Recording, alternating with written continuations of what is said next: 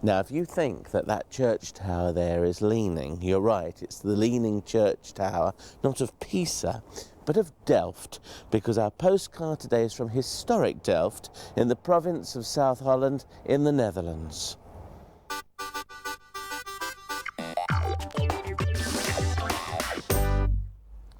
I've never ceased to amazed at how much has gone on in Holland when it comes to peace. People think of Switzerland as being the great neutral peacemaker where countries meet, and yet we've got the Peace Palace in The Hague, and a few miles up the road we have this chap who I didn't realise was the kind of sort of peace lawyer. That's true. Tell us about him.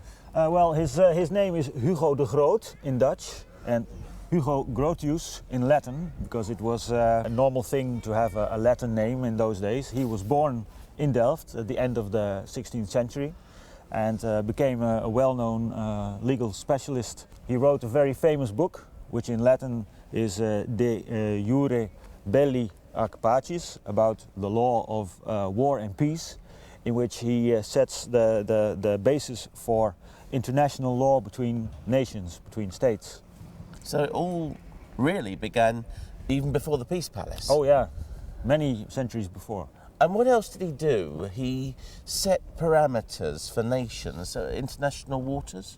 Yeah, he also was a specialist about the law of the sea. He wrote a book which is about sea law, about the territorial waters of the nations. He wanted the nations to adopt a rule that their territorial waters would go no further than the length of a cannon's shot, which in those days was 5 kilometers or 3 miles. And up to this day we have this 3-mile zone of territorial waters, and the rest is international. And that all began with him? Yeah, he suggested it. Isn't that incredible? So that man there, and I bet lots of people come here, they'll buy their Delft pottery, possibly made in Taiwan, unless they go to the authentic shop, and they'll walk past this man and they'll go, well, I wonder what he was famous for, won't they? Yeah. And they won't realise that many of the laws still today to do with peace and marine law came from him. From him. But he's a good chap. Where's he buried? Is he buried in Delft? He is buried here in the new church. Well, you've got a lot going for you here, haven't you, Eric?